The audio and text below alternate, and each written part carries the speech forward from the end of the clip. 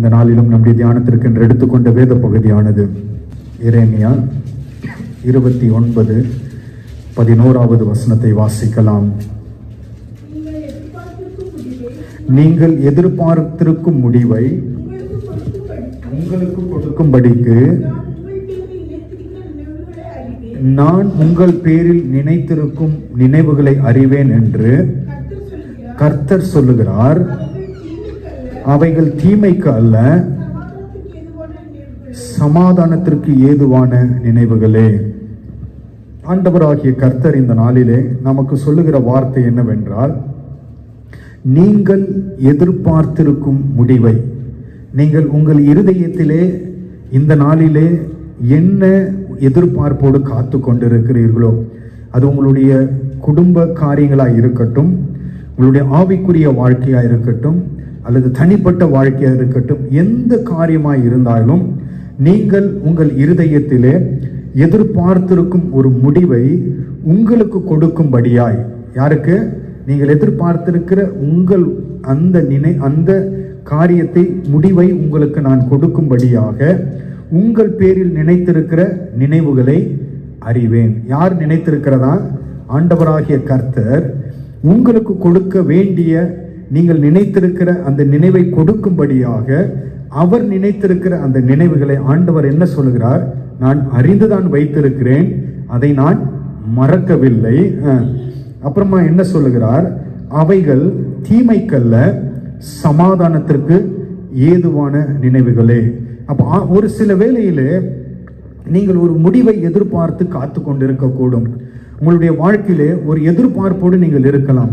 இது என்னவாய் முடியும், இது எப்படியாய் முடியும்? நீங்கள் எதிர்பார்த்து காத்து கொண்டிருக்கிற அந்த முடிவை ஒருவேளை ஆண்டவர் பதில் சொல்லாமல் தாமதப்படுத்தி கொண்டிருக்கலாம்.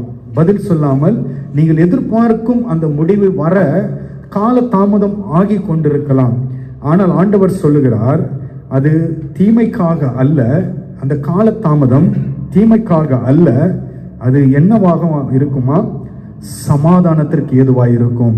கர்த்தர் உங்கள் வாழ்க்கையில கொடுக்கிற ஒவ்வொரு முடிவும், நீங்கள் எதிர்பார்க்கிற எந்த முடிவும் ஆண்டவர் என்ன செய்வதில்லை? தள்ளி போடுவதில்லை, அதை நிறைவேற்றுகிறார். ஆனால் அந்த முடிவுக்கென்று ஆண்டவர் ஒரு நேரத்தை வைத்திருக்கிறார். அந்த முடிவுக்கென்று ஆண்டவர் ஒரு நாளை நியமித்திருக்கிறார். அந்த நாள் வரும் பொழுது அதை ஆண்டவர் என்ன செய்வார்? உங்களுக்கு சமாதானத்திற்கு ஏதுவாய் அது உண்டாகும்படியாய் கொடுப்பேன் என்று ஆண்டவர் சொல்லுகிறார். இங்கு சொல்லப்பட்ட இந்த வாசித்த இந்த வசனம் யாருக்கு சொல்லப்பட்டது என்றால், இஸ்ரவேல் ஜனங்களுக்கு சொல்லப்பட்ட வார்த்தை. இஸ்ரவேல் ஜனங்கள் ஆண்டவராகிய கர்த்தர் இந்த வார்த்தையை சொன்ன பொழுது அவருடைய சூழ்நிலைகள் என்னவென்று நீங்கள் பார்ப்பீர்கள் என்றால், அவர்களுடைய நிலைமை என்னவென்று நீங்கள் பார்ப்பீர்கள் என்றால், அவர்கள் அடிமைதனத்தில் இருந்தார்கள். எப்படி இருந்தார்கள்? அவர்கள் அடிமைதனத்தில் இருக்கும் பொழுது ஆண்டவர் அவர்களுக்கு கொடுக்கிற வாக்குத்தத்தம் இது. இஸ்ரவேலின் ஜனங்கள் ஆண்டவருடைய வார்த்தையின்படி பாபிலோன் தேசத்திலே 70 ஆண்டுகள் அடிமைகளாய் இருக்க வேண்டும். எத்தனை ஆண்டுகள்?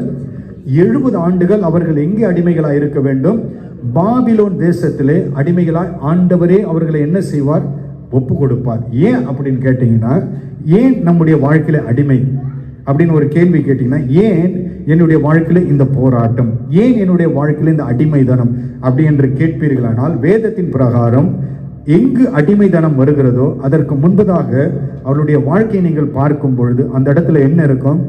ஒன்று கர்த்தருக்கு கீழ்ப்படியாமை. ஒன்று என்ன இருக்கிறோம்? கர்த்தருக்கு கீழ்ப்படியாமை. இரண்டாவது பாவம். இந்த ரெண்டும் ஒருவருடைய வாழ்க்கையில வரும் பொழுது ஆண்டவர் என்ன செய்கிறார்? அவர்களை எங்கு ஒப்பு கொடுத்து விடுகிறார்? அடிமைதனத்திற்கு ஆண்டவரை கொண்டு போய் ஒப்பு கொடுக்கிறார்.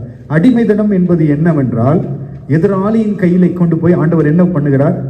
நம்மை கொடுத்து விடுகிறார். யாரு நம்முடைய எதிராளி? ஆண்டவரை அனுமதிப்பார்.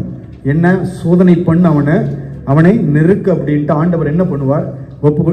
ஏன் அப்படின்னா, அப்படி நடத்தும் பொழுது என்ன நம்ம பண்ணுவோம்? அங்கிருந்து யாரை கூப்பிடுவோம்? அப்படி ஒரு பிரச்சனை, போராட்டங்கள், பாடுகளுக்குள்ள கர்த்தர் நம்மை அனுமதிக்கும் பொழுதுதான் ஆண்டவருடைய அருமை நமக்கு புரியும். அப்போ என்ன பண்ணுவோம்? ஆட்டோமேட்டிக்கா நம்ம கர்த்தரை திரும்பி பார்ப்போம்.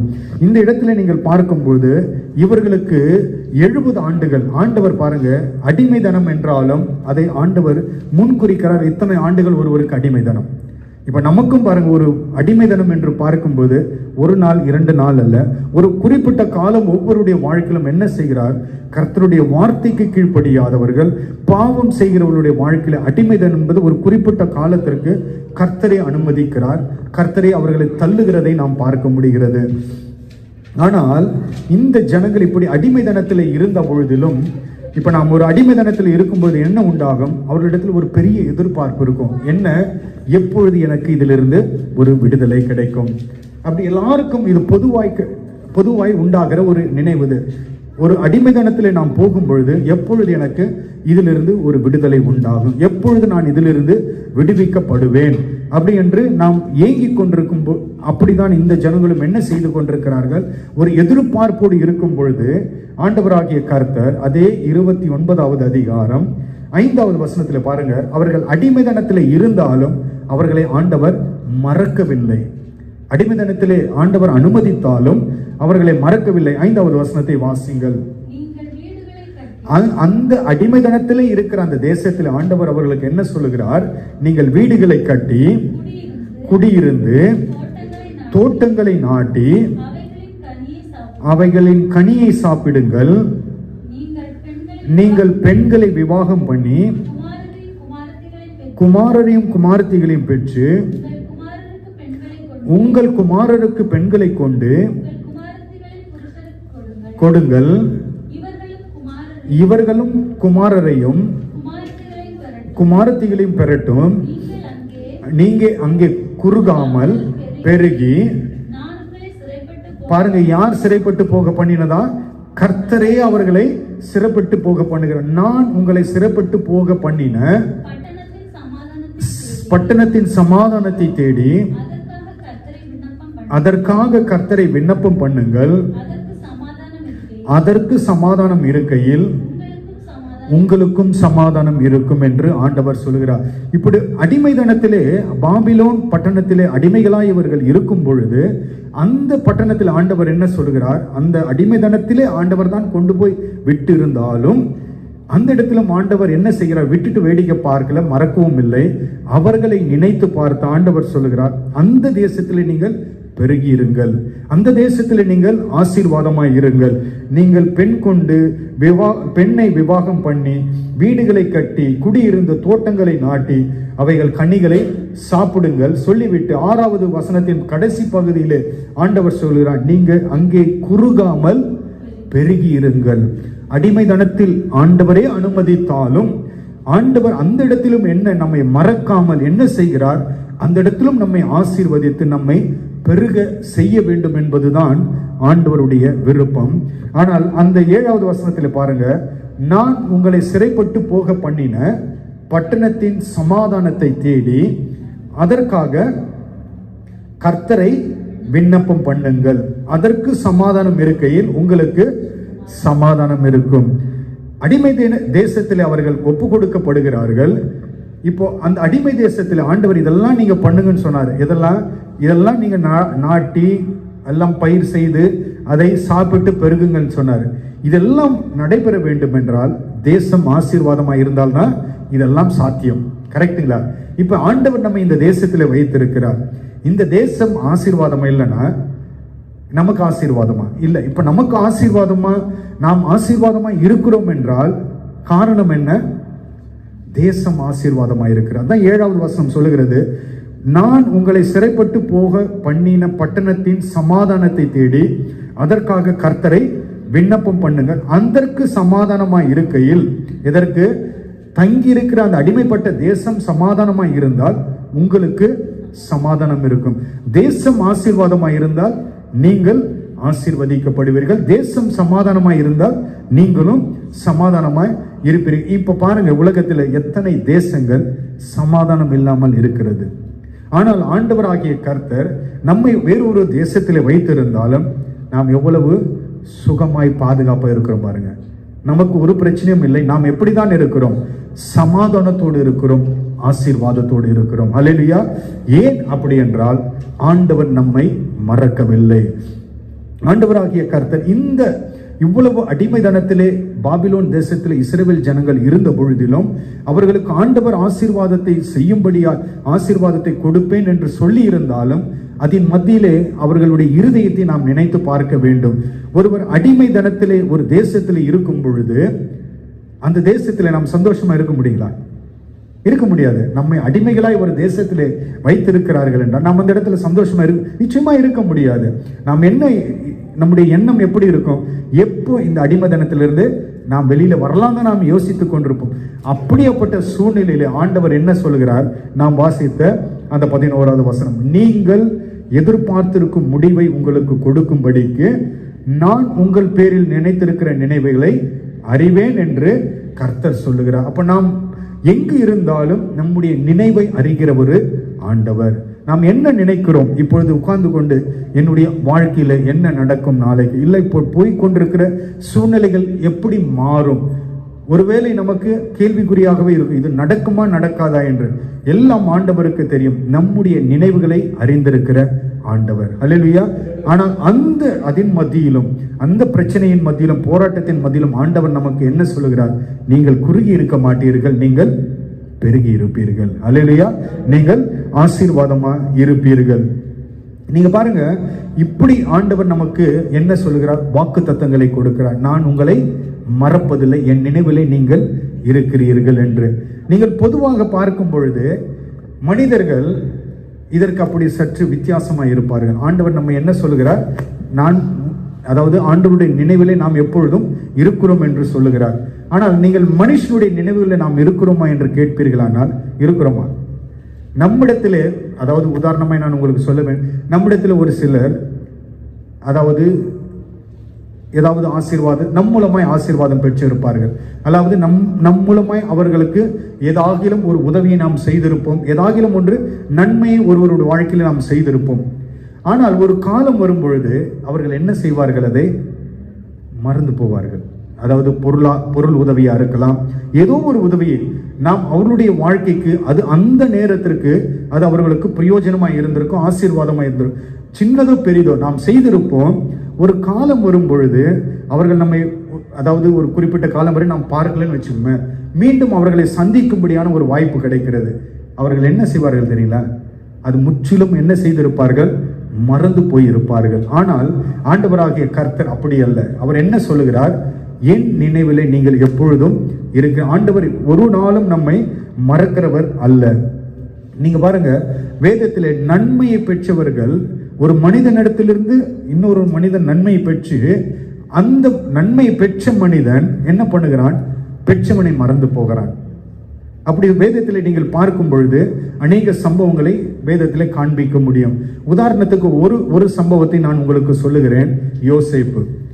யோசேப்பு யாருக்கு நன்மையை செய்தான்? பானபாத்திரக்காரனுக்கு நன்மையை செய்வான். ஆதியாகமத்தின் புத்தகம் 40வது அதிகாரத்திற்கு திருப்புங்கள். ஆதியாகமம் 40வது அதிகாரம். அதாவது மற்றவர்களிடத்திலிருந்து ஆசீர்வாதத்தை பெற்று மற்றவர்களை மனிதர்கள் எப்படி மறந்து போகிறார்கள் என்பதற்கு இது ஒரு நல்ல ஒரு உதாரணம். ஆதியாகமம் 40வது அதிகாரம் 14வது 15வது வசனத்தை வாசிப்போம். இதுதான் அதன் அர்த்தம் என்று சொன்னதும் அன்றி,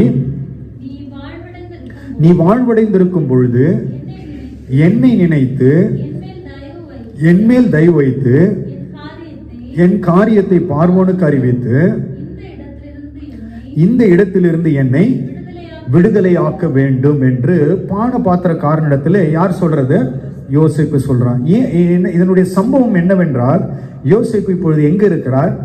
அடிமைதனத்தில் இருக்கிறார். சிறைச்சாலையில அடிமையாக இருக்கிறார். எப்படி இஸ்ரவேல் ஜனங்கள் வேறொரு தேசத்துல, பாபிலோன் தேசத்தில் அடிமைகளாக இருந்தது போல இப்போ யோசேப்பு எங்க இருக்கிறார்? அவரும் அடிமைதனத்திலே சிறைச்சாலையில இருக்கிறார்.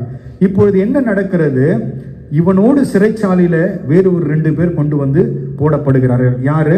ஒன்று பானபாத்திரக்காரன், இன்னொன்று சுயம்பாகி. இந்த 2 பேரும் என்ன செய்வார்கள்?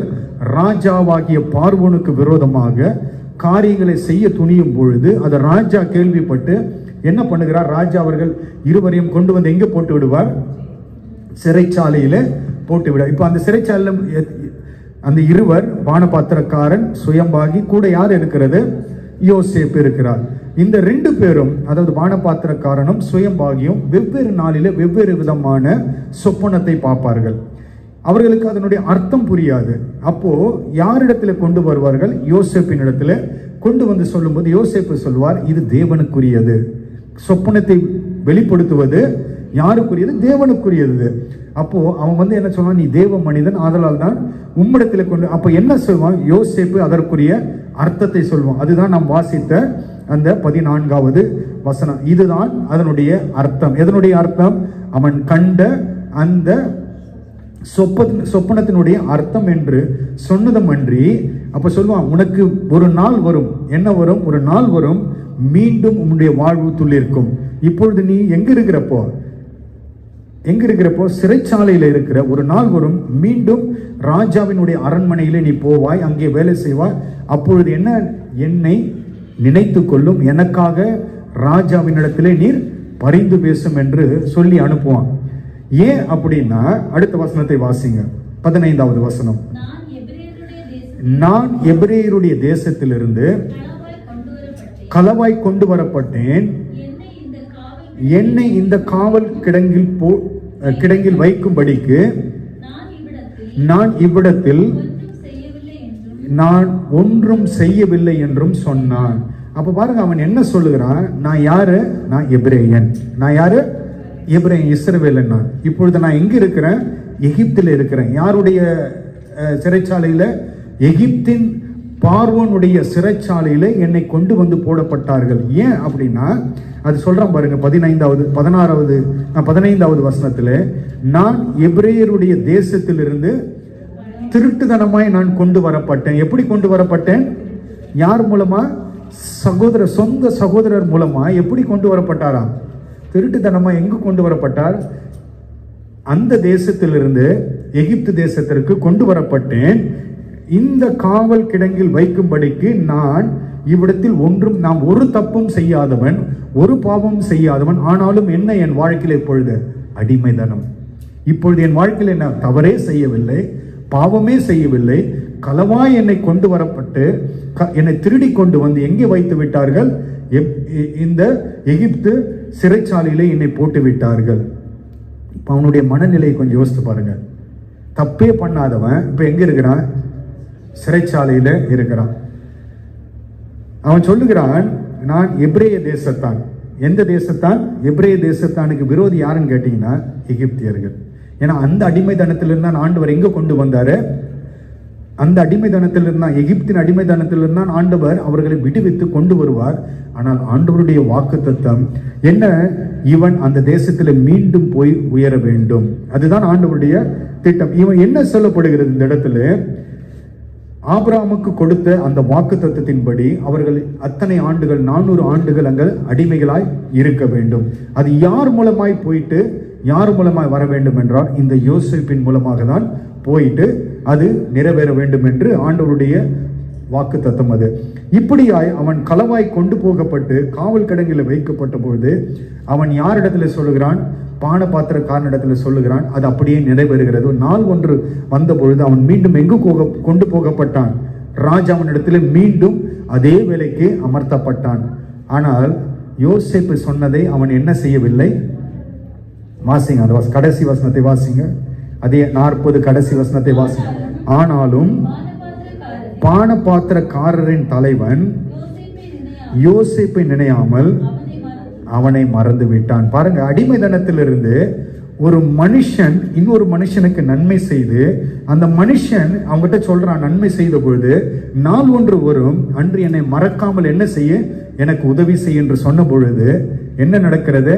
அந்த மனுஷன் மறந்து விட்டான். ஆனால் ஆண்டவர் பாருங்க, அங்கு அடிமைதனத்தில் இருந்த பொழுது இஸ்ரவேல் ஜனங்களுக்கு ஆண்டவர் அப்படி சொல்லவில்லை. நீங்கள் அடிமைதனத்தில் இருந்தாலும் உங்களை குறித்தான நினைவு என் பேரில் இருக்கிறது, நான் உங்களை மறக்கவில்லை. ஆண்டவர் ஒரு நாளும் நம்மை மறந்து போகிறவர் அல்ல. நீங்கள் வேதத்தில் பார்க்கும்போது இப்படி மனிதனால் அநேகரால், அதாவது ஆசீர்வாதம் பெற்றவர்கள் மனிதர்களால் மறக்கப்பட்டு போன சம்பவங்கள் அநேகம் உண்டு வேதத்திலே. இன்னொரு காரியத்தை வாசிக்கலாம், ஒரு வசனத்தை மாத்திரம் வாசிக்கலாம். யோபுவின் புத்தகம் யோபுவின் புத்தகம் 19வது அதிகாரம், யோபு 19, 14வது வசனத்தை வாசிப்போம். என் பந்து ஜனங்கள் விலகி போனார்கள், என் சிநேகிதர் என்னை மறந்து விட்டார்கள். பந்து ஜனங்கள்னா யாரு? சொந்தக்காரர்கள். என் சொந்தக்காரர்கள் எல்லாம் என்னை மறந்து போனார்கள், என் சிநேகிதர் எல்லாம் என்னை மறந்து விட்டார்கள். இப்படி நமக்கு அநேக முறை இப்படி ஒரு சூழ்நிலை வந்திருக்கும். நம் நிமித்தம் சொந்தக்காரர்கள் ஆசீர்வதிக்கப்பட்டிருப்பார்கள், நம் நிமித்தம் நண்பர்கள் ஆசீர்வதிக்கப்பட்டிருப்பார்கள். ஒருவேளை அவர்கள் கஷ்டத்தில் இருந்த பொழுது, நம்முடைய உறவினர்கள் கஷ்டத்தில் இருக்கும்போது நம் மூலமாய் ஆசீர்வதிக்கப்பட்டிருக்கலாம். நீங்கள் அவர்களுக்கு பொருளாதார தேவைகளை சந்தித்திருக்கலாம், அல்லது வேற ஏதாகிலும் அவர்களுக்கு செய்திருக்கலாம். ஆனால் நமக்கு பிரச்சனை என்று வரும்பொழுது, நமக்கு பாடுகள் என்று வரும்போது எத்தனை பேர் உங்களை திரும்பி பார்த்திருப்பாங்க? அநேகரால் நீங்கள் மறக்கப்பட்டு போயிருப்பீர்கள். தாங்கள் பெற்ற அந்த நன்மையை அவர்கள் என்ன செய்து விடுகிறார்கள்? மறந்து போகிறார்கள். அதுதான் ஆண்டவர் சொல்லுகிறார், ஆனால் உங்கள் பேரிலே நான் வைத்திருக்கிற நினைவுகள் ஒரு நாளும் மறக்கப்படுவதில்லை. அது நன்மைக்கு ஏதுவாகவே, அது சமாதானத்திற்கு ஏதுவாகவே வைக்கப்பட்டிருக்கிறது என்று ஆண்டவர் சொல்கிறார். இந்த சங்கீதத்தில் ஒரு வசனம் உண்டு, சங்கீதம் 31. சங்கீதக்காரனாகிய தாவீது சொல்லுகிறதை பாருங்கள். சங்கீதம் 31, 12வது வசனத்தை வாசிக்கலாம். செத்தவனை போல எல்லாராலும் முழுவதும் மறக்கப்பட்டேன், உடைந்த பாத்திரத்தை போல் ஆனேன். அங்கு நாம் வாசித்தோம், யோசேப்புக்கு பான பாத்திரக்காரன் சொன்னது மறந்து போயிட்டு யோபு சொல்லுகிறான், என் சொந்தக்காரர்கள், என் நண்பர்கள் எல்லாம் என்னை மறந்துட்டாங்க. இங்க தாவீது சொல்லுகிறான், என்ன சொல்லுகிறான்? செத்தவளை போல எல்லாரும் அவனை மறந்து விட்டார்களாம். ஒரு ராஜாவை ஜனங்கள் எல்லாம் மறந்து போய் விட்டார்களாம். அதுவும் எப்படி? செத்தவனை போல. நாம் உயிரோடு இருக்கும்போதே இப்போது என்ன பண்ணுவதில்லை, நம்ம நினைத்து பார்ப்பது கிடையாது. உயிரோடு இருக்கும் பொழுதே நம்மை நினைக்கிற கூட்டம் மிக சிறிது. ஆனால் செத்ததுக்கு அப்புறம் நம்ம யார் நினைக்க போறாங்க? இது தாவீது சொல்லுகிறார், செத்தவனை போல. அப்படின்னா எல்லாரும் ஒரு செத்தவர்கள் கூட ஒரு குறிப்பிட்ட நாள் வரையில் தான் என்ன பண்ணுவாங்க? அவர்களை நினைப்பார்கள். ஒரு நாள் கடந்து போகும் பொழுது, வருடங்கள் கடந்து போகும் பொழுது எல்லாராலும் என்ன பார்க்கப்படும்? மறக்கப்பட்டு. அதான் தாவீது சொல்லுகிறான், செத்தவனை போல எல்லாராலும் முழுவதும் மறக்கப்பட்டு போனேன். ஆனால் ஆண்டவராகிய கர்த்தர் நம்மை ஒரு நாளும் மறக்கிறவர் அல்ல. இன்னொரு வசனம், ஏசாயா 49வது அதிகாரம், ஏசாயா 49, 14வது வசனத்தை வாசிப்போம். சீயோனோ, கர்த்தர் என்னை கைவிட்டார்.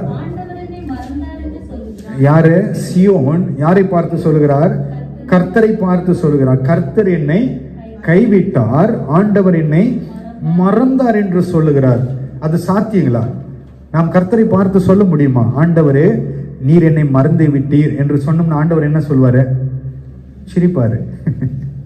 ஆண்டவரை பார்த்து நாம் சொன்ன, ஆண்டவர் நீ என்னை மறந்துட்டியா அப்படின்னா ஆண்டவர் நான் நிச்சயமா சிரிப்பார். இங்க சீயோனை தான் ஆண்டவரை பார்த்து சொல்லுகிறார், கர்த்தர் என்னை கைவிட்டார். ஏன்னா எதிர்பார்த்த முடிவு வரல, இன்னும் எதிர்பார்த்த முடிவு காலதாமதமாகிறது. உடனே அவனுடைய இருதயத்தில், சீயோனுடைய இருதயத்தில் என்ன தோன்றிவிட்டது? ஆண்டவர் என்ன கைவிட்டார் போல்றது. நான் ஜெபித்த ஜெபத்திற்கு இன்னும் பதில் வரல, என்னுடைய ஜெபம் இன்னும் கேட்கப்படவில்லை போல்றது. நாம் அநேக முறை இப்படியாக தான் நம்முடைய ஜெப தாமதமாகும் பொழுது, ஜெபம் தாமதப்படும் பொழுது நம்முடைய எண்ணங்களும் இப்படியாகவே காணப்படுகிறது. அங்கு எரேமியா 29:11 வாஸ்தம் பார்த்தீங்களா? உங்கள் பேரில் வைத்திருக்கிற நினைவுகளை நான் அறிவேன். ஆண்டவர் ஒரு நாளும் என்ன பண்ணுவது? நாம் ஜெபங்களை கேட்டு மறப்பவர் அல்ல. ஒருவேளை ஜெபித்த நாம் மறந்து போகலாம். ஒரு 2 மாசம் 3 மாசம் ஆச்சுன்னா ஒருவேளை அந்த ஜெபம் நம்மால் மறக்கப்பட்டு போகும். ஆனால் ஆண்டவர் ஒரு நாளும் மறப்பது கிடையாது. இங்க பாருங்க, சீயோனை பார்த்து ஆண்டவர் சொல்லுகிறார், ஆண்டவர் என்னை மறந்தால் என்று சொல்லுகிறார். அதற்கு ஆண்டவருடைய பதில் வாசிங்க. 15வது வசனம். ஸ்திரீயானவள் தன் கர்ப்பத்தின் பிள்ளைக்கு இறங்காமல் தன் பாலகனை மறப்பாலோ? அவர்கள் மறந்தாலும் நான் உன்னை மறப்பதில்லை. ஹல்லேலூயா. ஆண்டவர் சொல்ற, யார் உன்னை மறந்தாலும், உன்னை பெற்ற உன் தாயே உன்னை மறந்தாலும் நான் உங்களை மறப்பது கிடையாது. ஒருவேளை நாம் போகிற சூழ்நிலை, நாம் போகிற வழி பாடுகள் நிறைந்த வாழ்க்கையா இருக்கலாம், போராட்டத்தின் மத்தியிலே இருக்கலாம், நாளைக்கு என்ன நடக்குமோ என்ற கேள்வியா இருக்கலாம், ஒருவேளை நாளைக்கு இது இருக்குமோ இருக்காதோ என்ற ஒரு கேள்விக்குறியோடு நாம் வாழ்ந்து கொண்டிருக்கலாம். ஆனாலும் ஆண்டவர் நம்மை பார்த்து சொல்கிறார், உன்னுடைய விண்ணப்பம் என்னுடைய நினைவிலே இருக்கிறது. உன்னுடைய விண்ணப்பம், நீ ஜெபித்த அந்த விண்ணப்பம் என் நினைவிலே இருக்கிறது. அது மறக்கப்படவில்லை. காலம் வரும், நிச்சயமா அதற்கு பதில் உண்டு. அல்லேலூயா.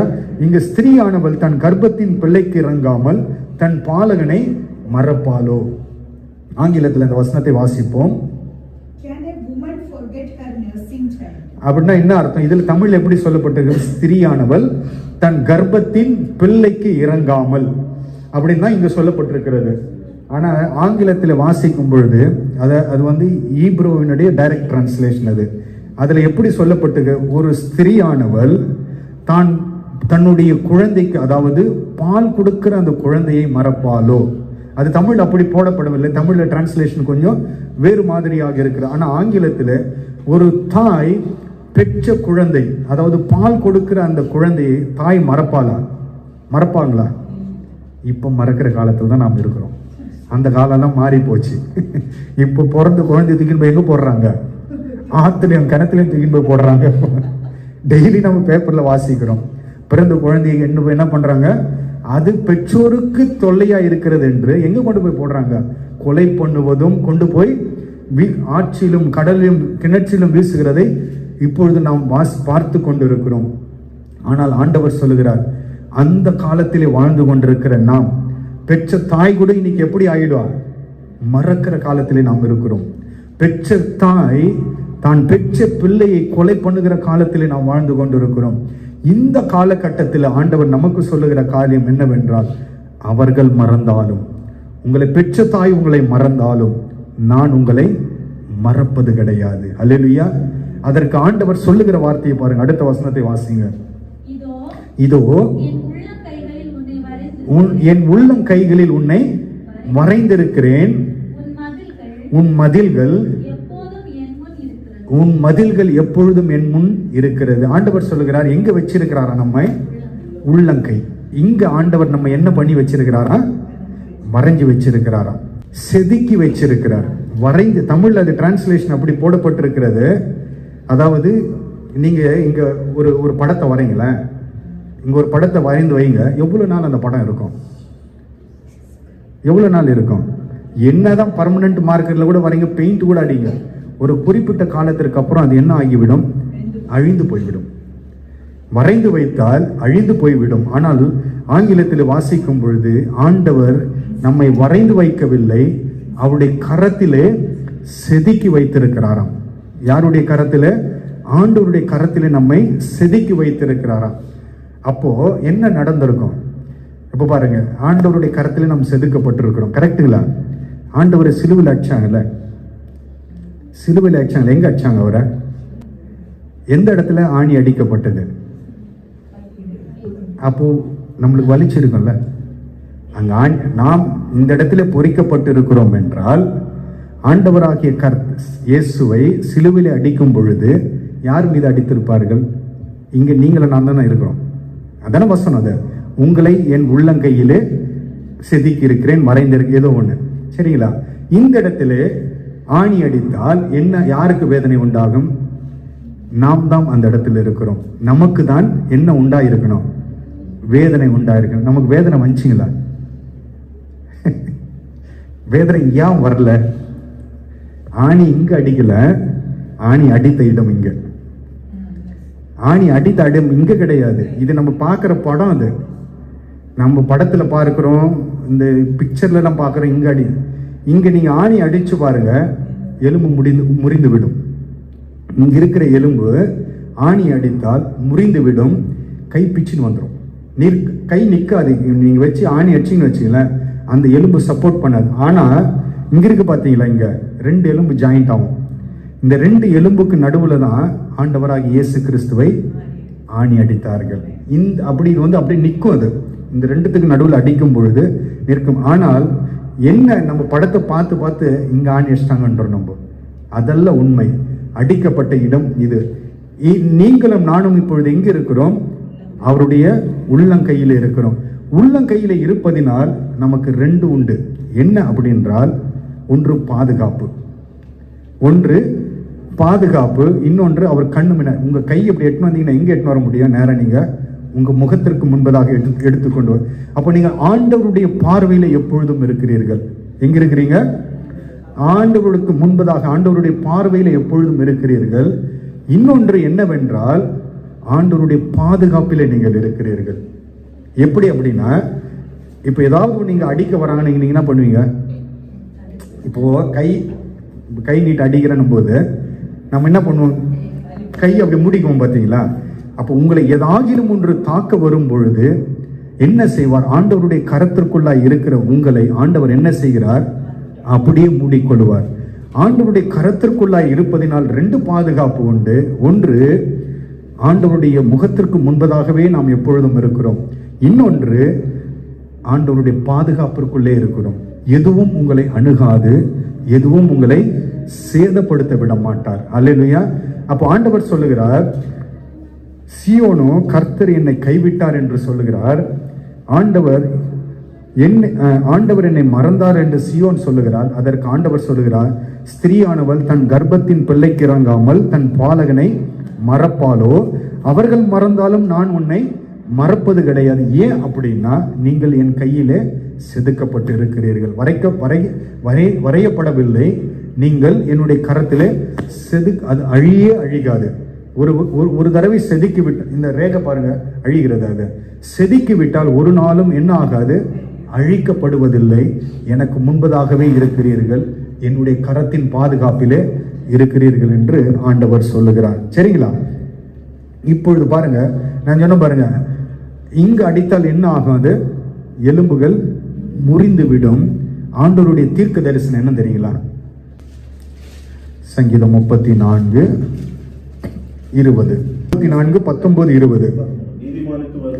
நீதிமானுக்கு வரும் துன்பங்கள் அநேகமாயிருக்கும், கர்த்தர் அவைகள் எல்லாவற்றிலும் அவனை விடுவிப்பார்,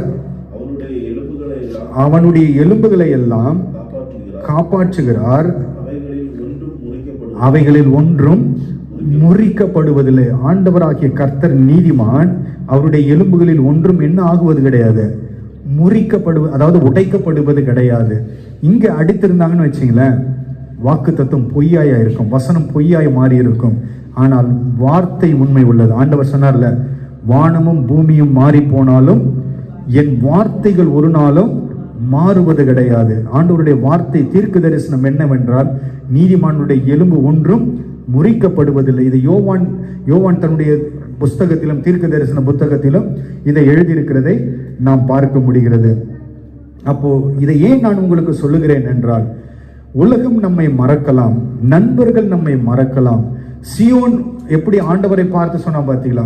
கர்த்தர் என்னை கைவிட்டார், ஆண்டவர் என்னை மறந்தார். ஆனால் ஆண்டவர் நமக்கு இந்த நாளில் சொல்லுகிற காரியம் என்னவென்றால், நீங்கள் என்னால் மறக்கப்படுவது கிடையாது. ஹல்லேலூயா. நம்ம எவ்வளவு பாக்கியவான்கள் பாருங்க. யார் நமக்கு இப்படிப்பட்ட ஒரு வாக்குத்தத்தத்தை கொடுக்க முடியும்? யாருன்னா சொல்ல முடியுங்களா? உங்க கூட இருக்கிற கணவனும் சொல்ல முடியாது, மனைவியும் சொல்ல முடியாது, உங்களை பெற்ற தாயாரும் சொல்ல முடியாது, நான் உங்களை மறப்பது கிடையாதுன்ட்டு. அல்லேலூயா. அப்படியாப்பட்ட காலத்திலே நாம் வாழ்ந்து கொண்டு இருக்கிறோம். ஆனால் ஆண்டவராகிய இயேசு கிறிஸ்து நமக்கு இந்த நாளிலே சொல்லுகிற காரியம் என்னவென்றால், நீங்கள் என்னால் மறக்கப்படுவது கிடையாது. அவர் மறக்காமல் இருக்கிறபடினால் தான் நாம் இன்று வரையிலும் எப்படி இருக்கிறோம்? சுகித்து இருக்கிறோம், ஆசீர்வாதமாக இருக்கிறோம், சுகபலனோடு இருக்கிறோம்.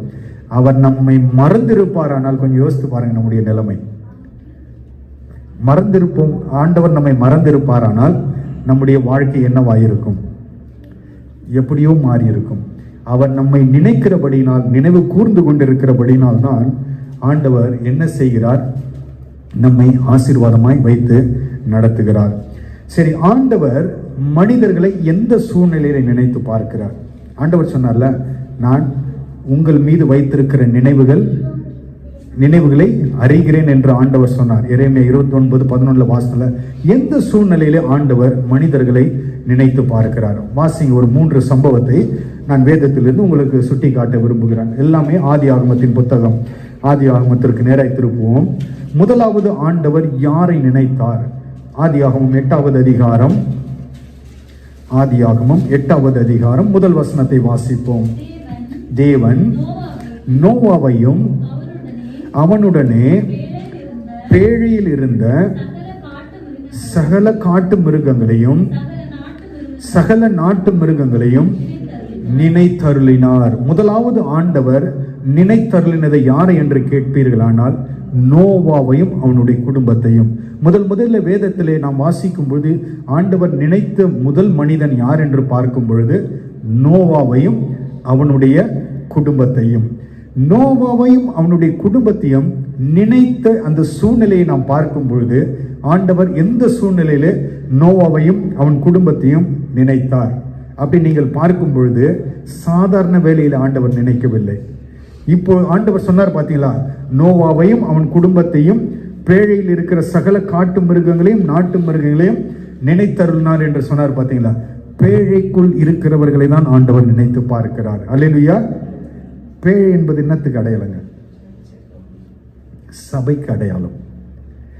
பேழை என்பது எதற்கு அடையாளம் என்றால் சபைக்கு அடையாளம். அது யார் பேழைக்குள் இருக்கிறார்களோ, யார் சபைக்குள் இருக்கிறார்களோ ஆண்டவர் அவர்களை நினைத்து இருக்கிறார். அல்லேலூயா. சபைக்குள்ளாய் வந்திருக்கிற உங்கள் ஒவ்வொருவரையும் ஆண்டவர் என்ன செய்கிறார்? நினைத்து கொண்டிருக்கிறார், நினைத்து பார்க்கிறார். அல்லேலூயா. ஒருவேளை நீங்கள் வேலை நிமித்தம் மற்ற சூழ்நிலை நிமித்தம் ஆண்டவரை நினைக்காமல் இருக்கலாம், ஆனால் ஆண்டவர் உங்களை ஒரு நாளும் மறக்கவில்லை. இந்த சூழ்நிலையிலே இங்க பாருங்க, நோவாவை ஆண்டவர் நினைக்க காரணம் என்ன? நீங்கள் வாசிக்கும் பொழுது நோவா ஏன் பேழைக்குள்ளாய் வந்தார்? நமக்கு எல்லாம் தெரியும் அந்த சம்பவம். என்ன நடந்தது? பாவம் தேவ சமூகத்திற்கு எட்டினது. ஆண்டவர் என்ன செய்தார்?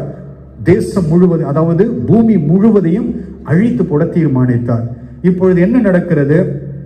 ஆண்டவர் பாவம், அதாவது அவன் ஆண்டவருடைய சமூகத்தை எட்டின பொழுது ஆண்டவர் அழிப்பேன் என்று தீர்மானித்து என்ன செய்கிறார்? ஆதியாகமம் 7வது அதிகாரம் 12வது வசனத்தை வாசிப்போம். 40 நாள். இப்ப பாருங்க, ஆண்டவர் கோபம் எப்படி வெளிப்படுகிறது? 40 நாள் இரவும் பகலும் என்ன நடக்கிறது? பூமியின் மேல் பெருமழை பெய்கிறது. 40 நாட்கள் இரவும் பகலும் என்ன நடக்கிறது? மழை பெய்து கொண்டே இருக்கிறது. இப்பொழுது என்ன நடக்கிறது? 40 நாள். 11வது வசனத்தையும் வாசிங்க. நோவாவுக்கு வருஷம் 2ஆம் மாதம் அந்நாளிலே மகா ஆழத்தின் ஊற்று கண்கள் எல்லாம் பிளந்தன.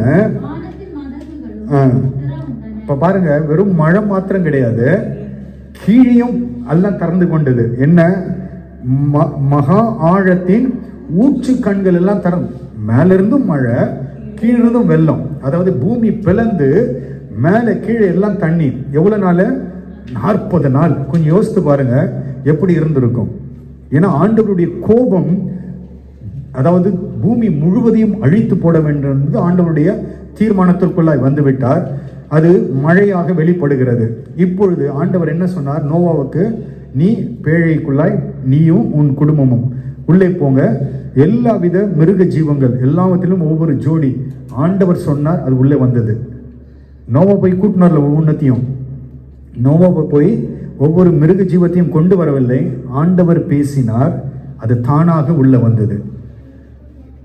ஆண்டவர் பேசினார், எது தானாக வந்தது? மிருக ஜீவன்கள். ஆண்டவர் மனுஷனிடத்தில் பேசுகிறார், மனுஷன் என்ன பண்றான்? வெளியில போறான். ஆண்டவர் உள்ள வர சொன்னார், மனுஷன் வெளியில போறது. ஆனா மிருகம் பாருங்க, ஆண்டவருடைய வார்த்தைக்கு கீழ்ப்படிந்து எதற்குள்ள வந்தது? பேழைக்குள்ள வந்தது. வந்தது எல்லாம் என்ன ஆனது? காப்பாற்றப்பட்டது. ஆண்டவருடைய சமூகத்திலே, ஆண்டவருடைய பேழைக்குள் யார் இருக்கிறார்களோ அவர்களுக்கு பாதுகாப்பு உண்டு. ஆண்டவருடைய பேழைக்குள்ளாய் யார் இருக்கிறார்களோ அவர்களுக்கு சுகம் உண்டு. ஆண்டவருடைய பேழைக்குள்ளாய் யார் இருக்கிறார்களோ அழிவில் இருந்து காப்பாற்றப்படுவார்கள். ஏன் சபைக்கு வாங்க வாங்க அப்படின்னா, இதனால எங்களுக்கு ஒரு லாபம் கிடையாது. நீங்கள் ஆசீர்வதிக்கப்படுவீர்கள், நீங்கள் பாதுகாக்கப்படுவீர்கள். பிரச்சனை இப்ப பாருங்க, நோவை சுற்றிலும் என்ன நடந்து கொண்டிருக்கிறது? ஜலப்பிரளயம். ஆனால் ஆண்டவர் சொன்னார், உனக்கு பாதுகாப்பு வேண்டுமா, நீ எங்க இருக்கணும்? பேழைக்குள்ளே இருக்க வேண்டும். உனக்கு பாதுகாப்பு வேண்டும்னா நீ எங்க இருக்க வேண்டும்? பேழைக்குள்ளா இருக்க வேண்டும். அப்படி போய்கொண்டிருக்கிற பிரச்சனையின் மத்தியில நீ பாதுகாப்போடு இருக்க வேண்டும் என்றால் நீ இருக்க வேண்டிய இடம் சபை. சபைக்குள்ள இருந்தால் ஆண்டவர் நம்மை நினைப்பார், நம்மை பாதுகாப்பார். இந்த சூழ்நிலையில பாருங்க, இப்போ இந்த வெள்ளம் 40 நாள் பெருகெடுத்து ஓடுகிறது, தொடர்ந்து நிற்காமல் வருகிறது. வாசிப்போம் 18வது வசனம், 7வது அதிகாரம் 18வது வசனத்தை வாசிங்க. அதனுடைய உச்சத்தை நாம் பார்ப்போம். இப்பொழுது இப்போ அந்த ஜலம் எப்படி ஆகிவிட்டது? பெருவெள்ளமாய் மாறி பூமியின் மேல் மிகவும் பெருகிற்று. பேழையானது மிதந்து கொண்டிருந்தது. இப்ப பாருங்க, முதல்ல சொன்னது பூமியின் மேல் மிகவும் பெருகிற்று. அடுத்த வசனம் சொல்லுகிறது, ஜலம் பூமியின் மேல் மிகவும் அதிகமாய் பெருகினதினால் வானத்தின் கீழ் எங்கும் உள்ள எல்லாம் மூடிச்சான். இதெல்லாம் மூடிச்சு மலை. அப்ப மலை மூடுகிறது என்றால் அப்ப தண்ணீர் அளவு எவ்வளவா உயர்ந்திருக்கும்? சாதாரணமா நீங்க பார்த்திருக்கிறீங்களா? மலைகள்லாம் பார்த்திருக்கிறீங்களா? அது ஏறி போறதுக்கு எத்தனை நாள் ஆகுங்க? சாதாரணமாக நீங்க மலை ஏற வேண்டும் என்றால் குறைஞ்சபட்சம் ஒரு சின்ன மலையா இருந்தால் ஒரு நாள் ஆகும். ஒரு பெரிய மலையா இருந்தால் ஒரு 2 நாள் ஆகுதான். அந்த மலையெல்லாம் மூடப்பட்டு போய்விட்டு, அப்ப வெள்ளத்தின் அளவு நாளுக்கு நாள் பிரவாகித்து கொண்டிருக்குது. மேல இருந்தும் தண்ணி, பூமியை பிளந்தும் என்ன நடக்கிறது? தண்ணி. இப்பொழுது என்ன உண்டாகிறது? வாசிப்போம். இன்னும் அதனுடைய உச்சத்தை பார்ப்போம். 7:24 வாசிப்போம். ஜலம் இப்போ மழை நின்றுச்சு. ஜலம் பூமியின் மேல் 150 நாள் மிகவும். இப்ப பாருங்க, அதனுடைய உச்சம் பிரவாகித்து கொண்டிருந்ததுன்னா என்னங்க அதனுடைய அர்த்தம்? பிரவாகித்து கொண்டிருந்ததுன்னா என்ன அர்த்தம்? அது பெருவெள்ளம் மாதிரி ஓடுது. பிரவாகித்து கொண்டிருந்ததுன்னா உச்சத்தின் அளவு அதுதான். இப்போ பெருவெள்ளம் எத்தனை நாள் இருக்கிறது? 150 நாள் வெள்ளம் இருக்கும் வேளையில கொஞ்சம் யோசித்து பாருங்க. மலையெல்லாம் மூடிக்கொண்டது. சுத்தி முத்தி பார்த்தீங்கன்னா என்ன கிடையாது, இப்போ ஒண்ணுமே தெரியல, வெறும் தண்ணி மாத்திரம் தான். இப்பொழுது நோவாவும் அவனுடைய குடும்பமும் எங்க இருக்கிறாங்க? நான் வாசித்த 8வது வசனம், 8வது 1 வாசிங்க. 8:1. தேவா நோவாவையும் அவனுடனே காட்டு மிருகங்களையும் நினைத்தருளினார். இந்த சூழ்நிலையிலே ஆண்டவர் யாரை நினைத்து பார்க்கிறார்? நோவாவையும் அவன் குடும்பத்தையும் நினைத்து பார்க்கிறார். அந்த பேழையினுடைய அளவு தெரியுங்களா? நோவாவை ஆண்டவர் பேழைக்குள்ளாய் போ சொன்னார் பார்த்தீங்களா? அந்த பேழை கட்டினது யாருன்னு கேட்டீங்கன்னா நோவா தான் கட்டினாரு. அந்த பேழை கட்டினது யாருன்னா நோவா. அப்போ உங்களுக்கு நான் அளவிலே சொன்னால் அது எளிதாக புரியாது. உங்களுக்கு புரியும்படியாக எளிதாக சொல்ல வேண்டும் என்றால், நம்ம இப்போ இந்த ஊர்ல தபாப் கேள்விப்பட்டுக்கிறீங்களா? தபாப் மினி ட்ரக்குன்னு சொல்லுவோம் பாருங்க. நம்ம ஊர்ல குட்டி யானைன்னு சொல்லுவாங்க, கேள்விப்பட்டுக்கிறீங்களா? தபாப் தெரியல, அந்த சின்ன குட்டி அந்த ட்ரக். அதனுடைய கெப்பாசிட்டி எவ்வளவு? அது எவ்வளவு பொருளை தாங்கும், எடையை தாங்கும்? சாதாரணமாக அந்த தபாப் 3 டன் எடை அளவு உள்ளதை தாங்கும். அது மினி அந்த ட்ரக்குன்னு சொல்றோம் பார்த்தீங்களா? எத்தனை டன் தாங்காது? 3 எடை உள்ள அளவு அது தாங்கும். சரிங்களா? அப்ப நோவா செய்த அந்த பேழையில எத்தனை தபாபை ஏத்தலாம்னு கேட்டீங்கன்னா 450 தபாபை ஏத்தலாம். எவ்வளோ? 450 தபாபை ஏற்றலாம். ஒரு தபாப் எத்தனை டன்னு? 3 டன் கெப்பாசிட்டி பிடிக்கும். அப்போ ஒரு டன்னுனா எத்தனை கிலோங்க? அது 1000 கிலோ. ஒரு டன்னுன்றது ஒரு 1000 கிலோ. 1350 டன்னு. அது கிலோ கணக்கில் கன்வெர்ட் பண்ணி பாருங்க. அது டன் நான் சொன்னது 1350 டன். ஒரு டன் 1000 கிலோ. இப்போ 1350 டன் இன்ட்டு 1000 எவ்வளோ ஆகும்? 13 லட்சம் கிலோ. எவ்வளோ? நோவாவின் பேழையில, அவ்வளவு பெரிய பேழையில எத்தனை பேர் தெரியுங்களா? வெறும் 8 பேர். அவ்வளவு பெரிய அந்த பேழைக்குள்ளாய் அப்போ நோவா எத்தனை ஆண்டுகள் அதை எடுத்திருக்கணும் பாருங்க, அது ஆயத்தம் பண்ணுவதற்கு. அந்த பேழைக்குள்ளாய் வெறும் 8 பேர் மாத்திரமே. ஆண்டவருடைய கடைசி நாட்களில் நீங்கள் பார்ப்பீர்களானால் இதுதான் சத்தியம். அவருடைய வருகையின் நாளிலே, அழிவின் நாளிலே சபையில எல்லாம் பெரிய கூட்டம் இருக்காதுங்க. சபையில் என்ன இருக்காது? நாம் எதிர்பார்க்குற மாதிரி பெரிய கூட்டம்லாம் இருக்காது. சிறு கூட்டம் தான் பாதுகாக்கப்படும். அல்லேலூயா. சிறு மந்தை தான் பாதுகாக்கப்படும். பெரிய கூட்டம் எல்லாம் மாறிக்கொண்டு போகப்படும். இந்த சிறு கூட்டத்தை தான் கர்த்தர் நினைவு கூறுவார். சத்தியத்தின்படி வாழுகிற அந்த கூட்டத்தை தான் ஆண்டவர் நினைத்தருளுவார். அல்லேலூயா. இங்கு ஆண்டவர் இவ்வளவு பெரிய பேழைக்குள்ளாய் எத்தனை பேர் தான்? வெறும் 8 பேர் தான். அந்த 8 பேர் கூட எத்தனை ஜோடிகள்? எத்தனையோ மிருக ஜீவன்கள், காட்டு மிருகங்கள், நாட்டு மிருகங்கள், பறவைகள், ஊரும் பிரயாணம் எல்லாவற்றையும் சேர்த்து எத்தனை ஜோடி நமக்கு தெரியாது. அத்தனைக்கும் யார் பேர் வச்சது? தாத்தா. அவர் தான் பேர் வச்சார் எல்லாத்துக்கும். யாரு? ஆதாம். அத்தனைத்துக்கும் அவர் வச்ச பேரை தான் இப்ப நம்ம சொல்லுகிறோம். அவ்வளவுத்திற்கும் சொல்லி ஆண்டவர் அதெல்லாம் எங்கு கொண்டு வந்தார்? ஜோடு ஜோடாய் பேழைக்குள்ளாய் கொண்டு வந்து. கொஞ்சம் யோசித்து பாருங்க. இந்த இடம் பேழைன்னு வச்சுக்கோமே. இதுல நம்ம ஒரு 8 பேர் இங்க இருக்கிறோம். மெஜாரிட்டி யாரு? மிருகங்க. இங்க நம்மலாம் ஒரு 8 பேர் மனிதர்கள். மெஜாரிட்டி யார்? இங்க மிருகங்கள். 150 நாள் வெள்ளம் என்ன ஆகுது? பிரவாகித்து கொண்டிருக்கிறது. 150 நாள் அந்த மிருகங்களுடைய வாசனை, நாத்தம் எப்படி இருந்து கொஞ்சம் யோசித்து பாருங்க. ஆமா, இதுதான் நடந்த சம்பவம். 8 பேர் அத்தனை மிருக ஜீவன்கள் மத்தியில அதனுடைய கழிவு எல்லாம் எங்கதான் போயிருக்கோம்? அந்த பேழைக்குள் தான் இருந்திருக்கும். அதுக்கு போடப்பட்ட சாப்பாடு, உணவு, கழிவு எல்லாம் அங்கேதான் நடந்திருக்கும். அதன் மத்தியிலே 8 பேர் இருந்தார்கள். அந்த சூழ்நிலையிலே தான் ஆண்டவர் யாரை நினைத்து பார்த்தார்? நோவாவை நினைத்து பார்த்தார். அல்லேலூயா. நம்முடைய சூழ்நிலைகள் ஒருவேளை இப்படி இருக்கலாம். நாம் போய்கொண்டிருக்கிற சூழ்நிலைகள் இப்படிப்பட்ட சூழ்நிலைகளுக்குள்ளா இருக்கலாம். பாடுகள், வேதனைகள், நிந்தைகளா இருக்கலாம். இதன் மத்தியிலே அவருடைய பேழைக்குள்ளே இருக்கிற உங்களை ஆண்டவர் மறக்க மாட்டார். அல்லேலூயா. ஆண்டவர் சொல்லுகிற வாக்குத்தத்தம் இன்று, நீங்கள் என்னால் மறக்கப்படுவதில்லை. ஏன் அப்படின்னா, நீங்கள் அவருடைய பேழைக்குள்ளா இருக்கிறீர்கள். அவருடைய பேழைக்குள்ளா இருக்கிற உங்களுக்கு பாதுகாப்பு உண்டு. அவருடைய பேழைக்குள் இருக்கிற உங்களுக்கு என்ன உண்டு? அடைக்கலம் உண்டு. அல்லேலூயா. என்ன சுத்தி என்னென்ன நடக்கட்டும் வெளியில, நீங்க பாருங்க, அந்த அவ்வளவு ஒரு பேழைக்குள்ளாக, அவ்வளவு ஒரு பேழைக்கு ஒரே ஒரு ஜன்னல் தான். எத்தனை ஜன்னல்? அவ்வளவு பெரிய பேழைக்கு ஒரே ஒரு ஜன்னல் தான். ஆண்டவர் சொன்னது அப்படி.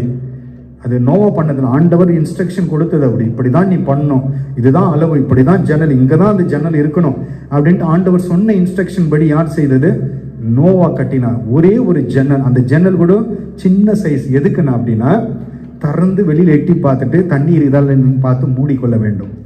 அதற்கு தான் அது. வென்டிலேஷனுக்காக அது வைக்கப்படவில்லை. ஆனால் எல்லாம் உள்ளே இருந்த அந்த சூழ்நிலையிலும் தன்னை ஆண்டவர் யாரை மறக்கவில்லை? நோவாவையும் அவன் குடும்பத்தையும் மறக்கவில்லை. நோவாவினுடைய சூழ்நிலை கொஞ்சம் யோசித்து பாருங்க. வெளியில என்ன நடக்கிறது என்று தெரியாது.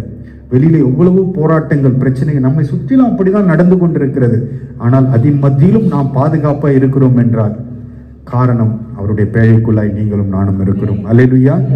அவருடைய பேழைக்குள் இருக்கிறவர்களுக்கு நிச்சயமாய் பாதுகாப்பு உண்டு. உங்களை ஆண்டவர் ஒரு நாளும் மறக்க மாட்டார். இன்னொரு சூழ்நிலை, இன்னொரு மனிதன் ஆண்டவர் அவனை நினைத்தருளினார். நோவாவை நினைத்தருளின சூழ்நிலை நாம் அறிந்தோம். இன்னொரு மனிதனை ஆண்டவர் நினைத்தருளினார். அதே ஆதியாகமம் வாசிப்போம். ஆதியாகமம் 19வது அதிகாரம் 29வது வசனத்தை வாசிக்கலாம். தேவன் அந்த சமபூமியின் பட்டணங்களை அழிக்கும் பொழுது தேவன் ஆபிரகாமை நினைக்கிறார். எங்க நினைக்கிறாரு? எந்த சமபூமியின் பட்டணத்தை அழிக்கும் பொழுது? சோதோம் குமாரவை அழிக்கும் பொழுது, அழிப்பதற்கு முன்பதாக யாரை நினைக்கிறார்? ஆபிரகாமை நினைக்கிறார்.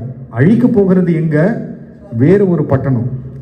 அதாவது ஆபிரகாம் இருக்கிற பட்டணத்திற்கு எதிரான அந்த பட்டணத்தை அழிக்க ஆண்டவர் போகும் பொழுது யாரை நினைத்து பார்க்கிறார்? ஆபிரகாமை நினைக்கிறார். ஏன் ஆண்டவர் ஆபிரகாமை இந்த இடத்துல நினைத்து பார்த்தார்? ஆண்டவர் நமக்கு எல்லாம் தெரியும். ஆபிரகாம் பிறருக்காக மன்றாடுகிற ஒரு மனிதன். ஆண்டவர், அதாவது ஆபிரகாம் பிறருக்காக ஜெபிக்கிற ஒரு மனிதன். அதுதான் ஆண்டவர் என்ன பண்ணார்? நினைத்து பார்க்கிறார். நீங்கள் பிறருக்காக ஜெபிக்கும் பொழுது, நீங்கள் பிறருக்காக விண்ணப்பம் பண்ணும் பொழுது, அவர்களுக்காக ஆண்டவர் யாரை தெரியுமா நினைப்பாரு? உங்களை நினைத்து பார்ப்பார். அல்லேலூயா. அழிக்க போகிறது யாரை? சோதோம் கொமோராவை, அந்த ஜனங்களை. ஆனால் அந்த ஜனங்களை ஆண்டவர் நினைக்கவில்லை. நினைத்தது யார? ஆபிரகாமை நினைத்து பார்க்கிறார். நீங்கள் பாருங்க, 18வது அதிகாரத்திற்கு வாசிப்போம். ஆதியாகமம் 18வது அதிகாரம் 23வது வசனத்தை வாசிங்க.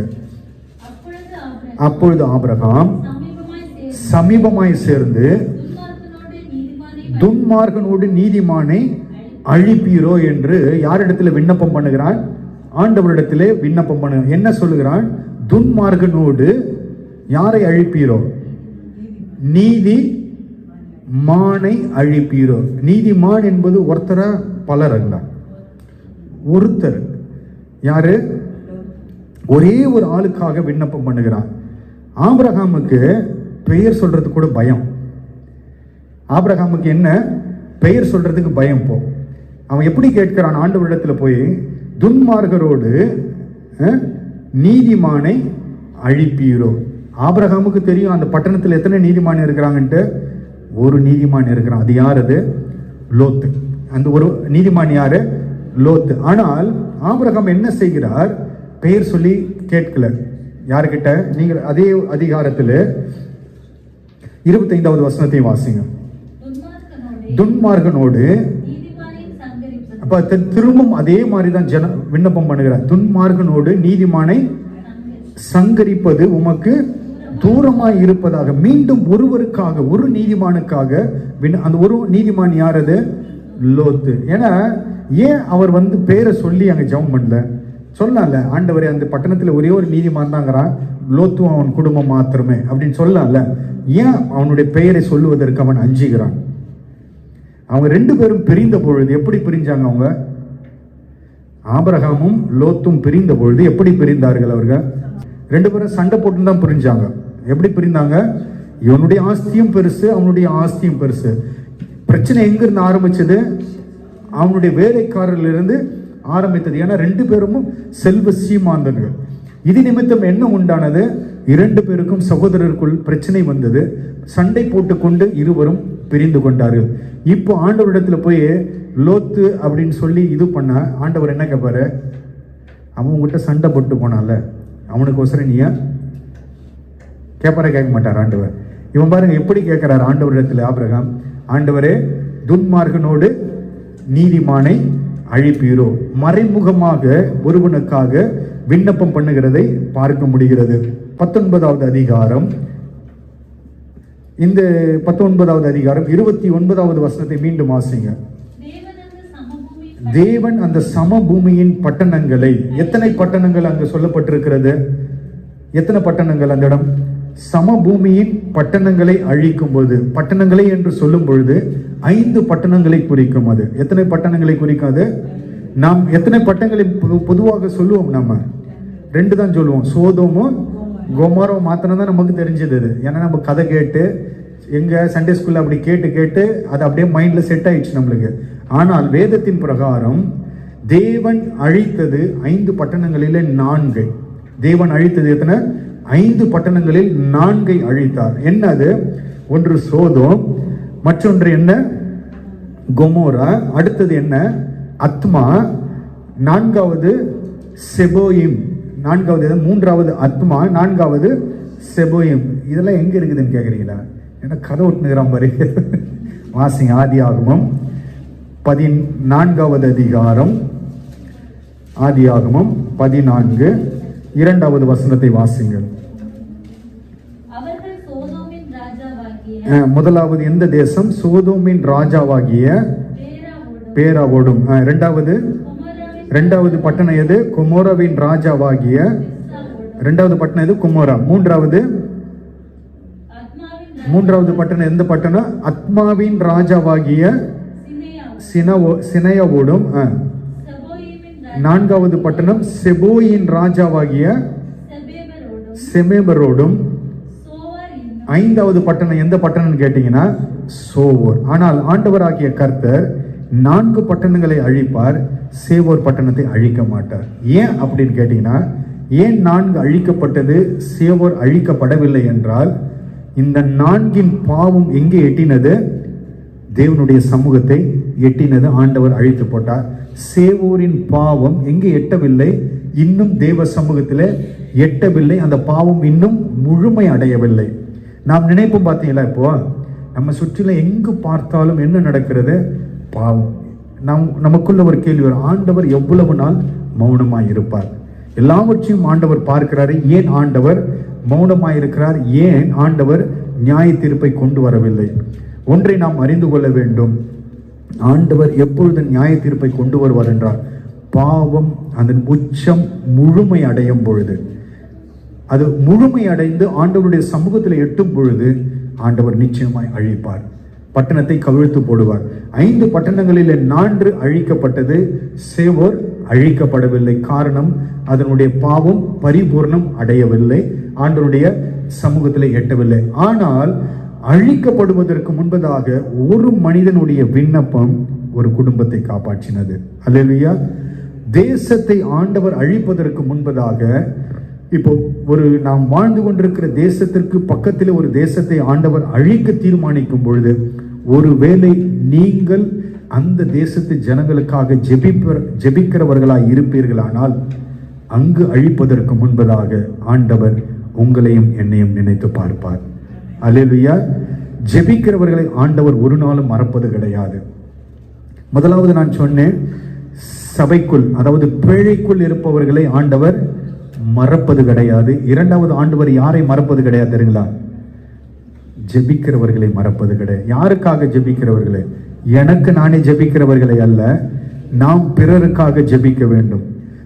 தேசத்து ஜனங்களுக்காக ஜெபிக்கிறவர்களை ஆண்டவர் ஒரு நாளும் மறப்பது கிடையாது. 2, மூன்றாவது ஒன்று, யார் ஆண்டவரால் மறக்கப்படுவதில்லை என்றால், ஆதியாகமத்தின் புத்தகம் 30வது அதிகாரம் 23, 22, 23. தேவன் ராகேலை நினைத்தருளினார். மூன்றாவது ஆண்டவர் யாரை நினைத்தருளினார்? ராகேலை நினைத்தருளினார். முதலாவது யாரை நினைத்தார்? ஆண்டவர் நோவாவை நினைத்தார். இரண்டாவது ஆண்டவர் ஆபிரகாமை நினைத்தார். மூன்றாவது ஆண்டவர் ராகேலை நினைத்தருளினார். வாசிங்க. அவளுக்கு தேவன் செவி கொடுத்து அவள் கர்ப்பம் தரிக்கும்படி செய்தார். அவள் கர்ப்பவதியாகி ஒரு குமாரனை பெற்று, தேவன் என் நிந்தியை நீக்கிவிட்டார் என்றும், இன்னும் ஒரு குமாரனை கர்த்தர் எனக்கு தருவான் என்று சொல்லி அவனுக்கு யோசேப்பு என்று பெயரிட்டார். மூன்றாவது ஆண்டவர் நினைத்தருளின மனுஷன் யார் என்று பார்க்கும் பொழுது ராகேல். ஆண்டவர் ராகேலை எந்த சூழ்நிலையிலே நினைத்து பார்த்தார்? ராகேலுடைய சூழ்நிலையை நீங்கள் பார்க்கும் பொழுது, ராகேல் நிந்தையின் நடுவிலே காணப்படுகிறார்கள். எதின் நடுவிலே காணப்படுகிறார்கள்? நிந்தை, அவமானம். ஏன் அப்படின்னா, அவர்களுக்கு என்ன இல்லை? குழந்தை இல்லை. அதாவது நீங்கள் இஸ்ரவேல் தேசத்தின் வம்சத்தின்படி பார்ப்பீர்களானால், இந்த இஸ்ரவேல் தேசத்தின்படி ஒரு தம்பதிக்கு திருமணமாகி 1 வயது, அதாவது 1 ஆண்டில் அவர்களுக்கு குழந்தை இல்லை அல்லது 2 ஆண்டிலே குழந்தை இல்லை என்றால், அவர்கள் பொதுவாக பார்க்கப்படுகிற விதம் என்னவென்றால் சபிக்கப்பட்டவர்கள். அவர்கள் ஜனங்கள் பார்க்கிற விதம் என்னவென்றால் சபிக்கப்பட்டவர்கள். இது இன்றும் நம்முடைய ஊரில் இருக்குது. இது அதாவது திருமணமாகி 1 வருடம் 2 வருடத்திலே குழந்தை பெறவில்லைன்னா அவங்க எப்படி தெரியுங்களா பார்ப்பாங்க என்று? நம்ம ஊர்ல இப்பயும் இருக்குது. இதெல்லாம் எங்கிருந்து வந்ததுன்னு பார்த்தீங்கன்னா, இங்கிருந்து தான். இங்க அந்த தேசத்திலிருந்து நம்ம ஊருக்கு வந்த இதெல்லாம். ராகேல் கடந்து போன சூழ்நிலைகளை பார்க்கும் பொழுது, ராகேல் நிந்தையின் மத்தியிலும் அவமானத்தின் மத்தியிலும் வாழ்ந்து கொண்டிருந்தார். ஒருவேளை நாம் அப்படியேப்பட்ட ஒரு சூழ்நிலைகளுக்குள்ளாய், நிந்தைகளுக்குள்ளாய், அவமானத்திற்குள்ளாய் நாம் போய் கொண்டிருப்போம் என்றால், அந்த சூழ்நிலையிலே உங்களை மறக்காத ஒரு ஆண்டவர் உண்டு, உங்களை நினைத்து பார்ப்பார். அல்லேலூயா. இங்கு நாம் வாசிக்கிறோம், இந்த ராகேல் நிச்சயமாய் ஒரு அழகுள்ள ஒரு ஸ்திரியா இருந்திருக்க கூடும். ஏன் அப்படின்னா, இந்த ராகேலுக்காக எத்தனை வருஷம் ஒருத்தன் வேலை செஞ்சான்? அடிமையா வேலை செஞ்சான். ஒரு பெண்ணுக்காக அடிமையாய் வேலை செய்தவன் என்று வசனம் சொல்லும். நான் சொல்ல, வசனமே அப்படியே எழுதி வைத்திருக்கோம். ஓசியாவின் புத்தகம் 12வது அதிகாரம், ஓசியா 12 வாசிப்போம். ஓசியா 12 வாசிப்போம். யாக்கோபு சீரியா தேசத்திற்கு ஓடி போய் இஸ்ரவேல் பாருங்க, ஒரு பெண்ணுக்காக ஊழியம் செய்து ஒரு பெண்ணுக்காக ஆடு மேய்த்தான். ஒரு பெண்ணுக்காக ஊழியம் செய்தவன் யாருன்னு கேட்டீங்கன்னா யாக்கோபு. ஒரு நிச்சயமாய் அவன் இவ்வளவும் செய்ய காரணம் என்னவென்றால், அந்த பெண் நிச்சயமாய் எப்படி இருந்திருக்க கூடும்? அழகுள்ளவளாய் இருந்திருக்க கூடும். ஆனா அவனுடைய மாமனார் என்ன சொன்னார்? யாரை கொடுப்பேன் என்று சொல்லி. மாமனார் ஒரு திருட, அதுக்கு மேல யாக்கோபு ஒரு திருட. மாமனாருக்கு மேல இவன் திருடவன். யாரு? யாக்கோபு. அதாவது எப்படியெல்லாம் ஏமாத்தணுமோ யாருக்கிட்ட கத்துக்கலான்னு கேட்டீங்கன்னா யாக்கோபு கிட்ட கத்துக்கலாம். ஆனால் ஆண்டவர் அவனையும் நேசித்தார். யாக்கோபை நான் நேசித்து யார திருடனை ஆண்டவர் நேசித்து யாரை வெறுத்தாரா? ஏசாவை வெறுத்தேன். நம்ம அந்த இடத்துல வச்சு பாருங்க, நம்ம எவ்வளவு யாக்கோபா இருந்தோம். எத்தனை முறை யாக்கோபு போல நம்ம இருந்தோம். ஆண்டவர் நம்மை நேசிப்பதற்கு நம்மிடத்தில் என்ன உண்டு? இதுதான் கிருபை. அல்லேலூயா. எத்தனையோ பேர் நம் குடும்பத்திலே நம்மை காட்டிலும் நல்லவர்கள், நம்மை காட்டிலும் உண்மை உள்ளவர்கள், நம்மை காட்டிலும் பரிசுத்தம் உள்ளவர்கள், உத்தமர்கள் நம் குடும்பத்தில் உண்டு. ஆனால் ஆண்டவர் யாரை பிடிச்சார் தெரியுங்களா? யாக்கோபை போல இருக்கிற நம்ம திருட்டு வேலையில் நம்ம நம்பர் 1. ஆண்டவர் நம்மை தேடி வந்து அவருடைய கிருபை நமக்கு கொடுத்தார். அல்லேலூயா. இந்த யாக்கோபின் மனைவிக்கு என்ன இருந்தது? நிந்தை, அவமானம், வேதனை. காரணம், பிள்ளை இல்லை. அந்த சூழ்நிலையிலே ஆண்டவர் யாரை நினைத்து பார்த்தாரா? ராகேலை நினைத்து பார்த்தார். அல்லேலூயா. ஒருவேளை நாம் அப்படிப்பட்ட ஒரு சூழ்நிலை, குடும்பத்தால் நாம் நிந்திக்கப்பட்டவர்களாய் அல்லது குடும்பத்தால் நாம் நிராகரிக்கப்பட்டவர்களாய் வேதனைக்குள்ளாய் நாம் போய்கொண்டிருப்போம் என்றால் நிச்சயமாய் ஆண்டவர் உங்களை நினைத்தருளுகிறார். ஆண்டவர் நிச்சயமாய் உங்களை நினைத்து கொண்டுதான் இருக்கிறார். உங்களுக்கென்று வைத்திருக்கிற முடிவை ஆண்டவர் நிச்சயமாய் ஒரு நாளிலே வெளிப்படுத்துவார். அது சமாதானத்திற்கு ஏதுவானவைகள், தீமைக்கானது அல்ல. அல்லேலூயா. 3 சூழ்நிலைகளை, அதாவது ஆதியாகமத்திலிருந்து 3 வித்தியாசமான சூழ்நிலைகளை தேவன் மனிதர்களை நினைத்து பார்த்த காரியங்களை நான் உங்களுக்கு காண்பித்தேன். 2 காரியங்கள் 5 நிமிடத்தில் முடித்து விடுவோம். எப்பொழுதெல்லாம் ஆண்டவர் நம்மை நினைத்து பார்க்கிறார். இது பொதுவாக ஆண்டவர் நினைத்ததை நான் உங்களுக்கு சொன்னேன். இது பொதுவாக யாரெல்லாம் சபைக்குள்ளாக இருக்கிறார்கள், யாரெல்லாம் ஜெபிக்கிறார்கள், அவர்களுக்கெல்லாம் ஆண்டவர் என்ன செய்கிறார்? நினைத்து பார்க்கிறார் என்று. அது பொதுவான காரியம். தனிப்பட்ட விதத்திலே ஆண்டவர் யாரை நினைத்து பார்க்கிறார், எப்படியாப்பட்டவர்களை ஆண்டவர் ஒரு 3 வசனத்தை சொல்லி நான் முடிக்கிறேன். சங்கீதம் 136, சங்கீதம் 136 23வது வசனத்தை வாசிப்போம். ஆண்டவர் நம்மை எப்போ நினைக்கிறாரா? நம்முடைய தாழ்வில் நம்மை நினைத்தவரை துதியுங்கள், அவர் கிருபை என்றும் உள்ளது. நாம் தாழ்ந்து போயிருக்கிறோம் பார்த்தீங்களா? மனம் உடைந்து போயிருக்கிறோம் பார்த்தீங்களா? சோர்ந்து போயிருப்போம் பார்த்தீங்களா? ஐயோ, என்ன இப்படியாய் முடிந்து விட்டது, என்ன நடக்குமோ, ஒரு கேள்விகளோடு நாம் உட்கார்ந்து கொண்டிருப்போம். ஒரு மனம் உடைந்து ஒரு சூழ்நிலை உட்கார்ந்து கொண்டிருப்போம். அப்போ உங்கள் கூட இருப்பாங்க பார்த்தீங்களா? நண்பர்கள், உறவினர்கள், கணவனா இருக்கட்டும், மனைவியா இருக்கட்டும், பெற்றோர்களாயா இருக்கட்டும், யாருக்கும் என்ன தெரியாது? நம் இருதயத்திலே நாம் உடைந்து போய் இருக்கிறது யாருக்கு தெரியாது? அவர்களுக்கு தெரியாது. ஆனால் பரம தகப்பனுக்கு தெரியும். அந்த தாழ்மையில இருக்கும்போது கர்த்தர் என்ன நினைக்கிறாரா? உங்களையும் என்னையும் நினைக்கிறார். நாம் எப்பெல்லாம் தாழ்மையில இருக்கிறோமோ, தாழ்த்தப்பட்டு, அதாவது பிறரால் நாம் தாழ்த்தப்பட்டு போகிற சூழ்நிலையிலே ஒன்றை நாம் நினைத்து கொள்ள வேண்டும், கர்த்தர் உங்களை நினைக்கிறார். அல்லேலூயா. கர்த்தரால் நீங்கள் நினைத்து கொள்ளப்படுகிறீர்கள். முதலாவது, தாழ்மையில இருக்கும்போது ஆண்டவர் நம்மை நினைக்கிற ஆண்டவர். 2வது, 103வது சங்கீதம் 14வது வசனத்தை வாசிப்போம். 103:14. நம்முடைய உருவம் இன்னதென்று அவர் அறிவார். 2வது, நம்மை ஆண்டவர் எப்படி நினைவுகிறாரா? நம்முடைய உருவம் இன்னதென்று அவர் அறிவார், நாம் மண் என்று நினைவுகிறார். நம்மெல்லாம் எப்படிப்பட்டவர்கள்? மண்ணு. நாம் மண் என்று நினைவு கூறுகிறார். அதாவது அதனுடைய அர்த்தம் என்னவென்றால், நாம் மனிதர்களாகிய நாம் எப்படிப்பட்டவர்கள்? பலகீனம் உள்ளவர்கள்.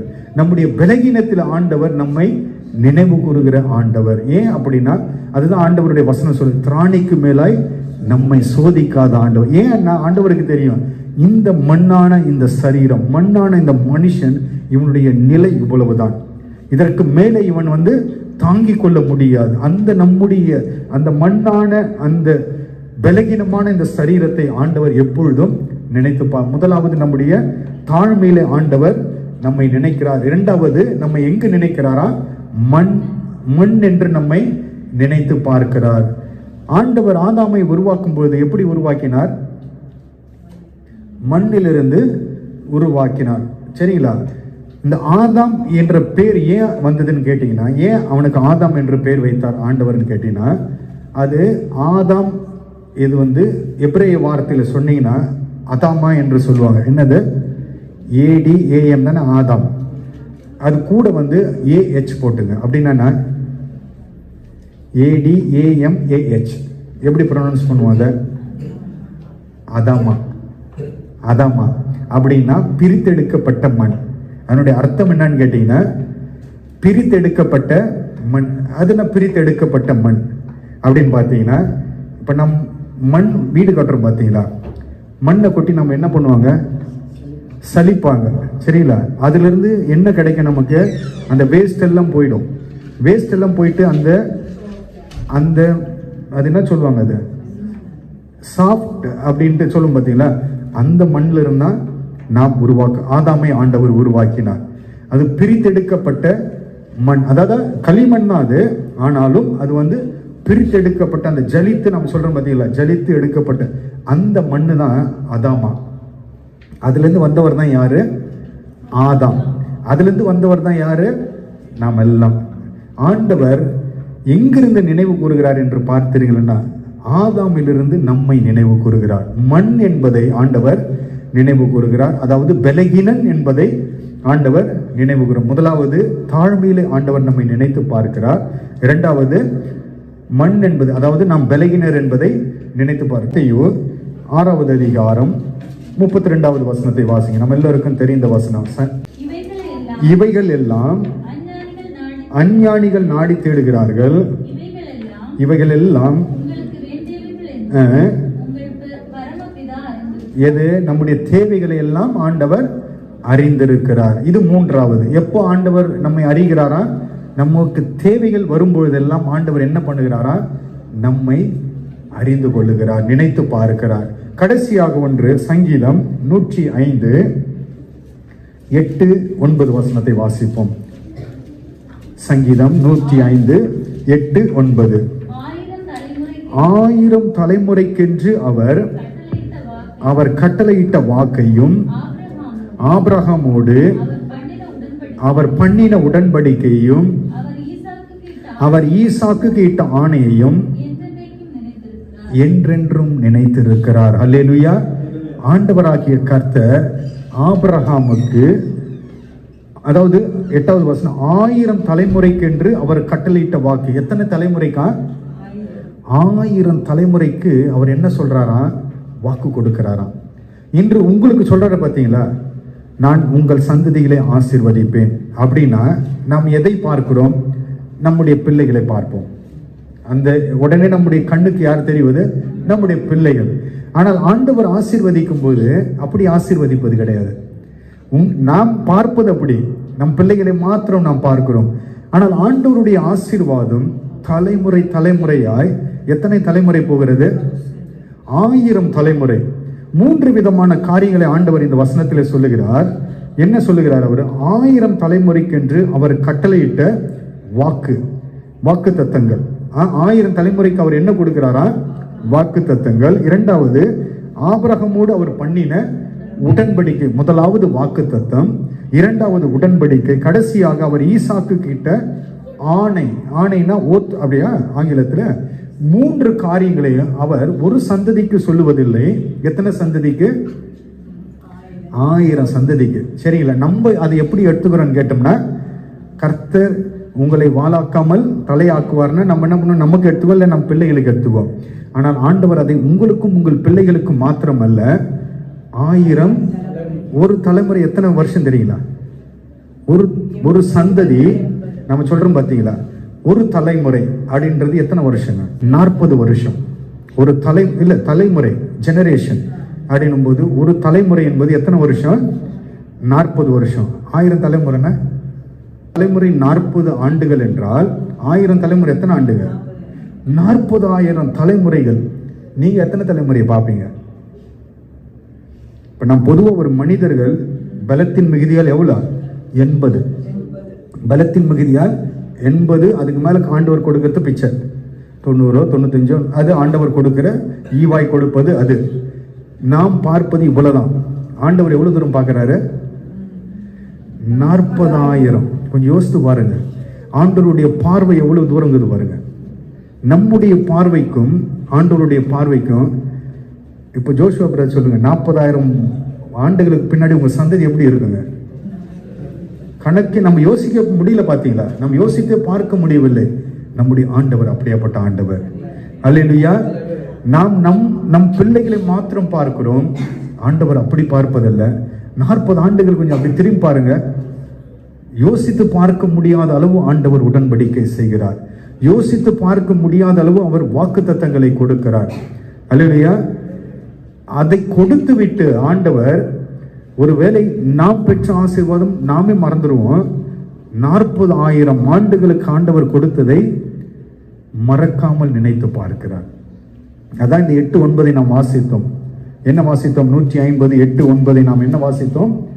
அவர் ஈசாக்கு கிட்ட ஆணையும் என்றென்றைக்கும் நினைத்திருக்கிறார். சங்கீதம் 105 8:9 நாம் வாசித்தோம். பார்த்தீங்களா? கடைசியாக 1000 தலைமுறைக்கென்று அவர் கட்டளையிட்ட வாக்கையும் ஆபிரகாமோடு அவர் பண்ணின உடன்படிக்கையும் அவர் ஈசாக்கு கிட்ட ஆணையும் ஒவ்வொரு நாளும் எத்தனை வருஷத்துக்கு நினைக்கிறார்? அது 40,000 ஆண்டுகள் நினைத்து கொண்டே இருக்கிறார். அல்லேலூயா.